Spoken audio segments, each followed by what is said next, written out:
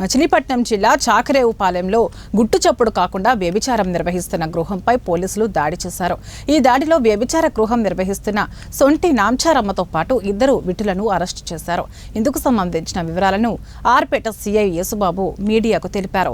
విశ్వసనీయ సమాచారం మేరకు వ్యభిచార గృహంపై దాడి చేశామన్నారు.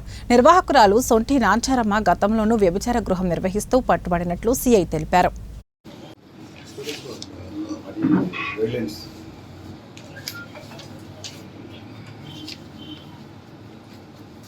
కృష్ణా జిల్లా ఎస్పీ శ్రీ ఆర్ గంగాధర్ గారి ఆది ఉత్తర్వుల ప్రకారం డిఎస్పీ గారి పర్యవేక్షణలో మాకు వచ్చిన సమాచారం మేరకు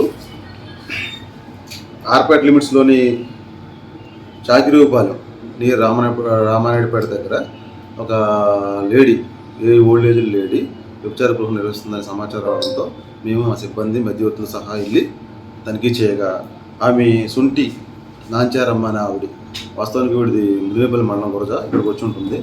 గతంలో కూడా ఈ మీద చిలకలపూడి పోలీస్ స్టేషన్లో బ్రోకర్ కేసు బుక్ అయింది 21లో. వెళ్ళి మేము తనిఖీ చేయగా అక్కడ ఇద్దరు వ్యక్తులు మగ వ్యక్తులు ఇద్దరు ఆడవారు విక్టిమ్స్ ఉన్నారు.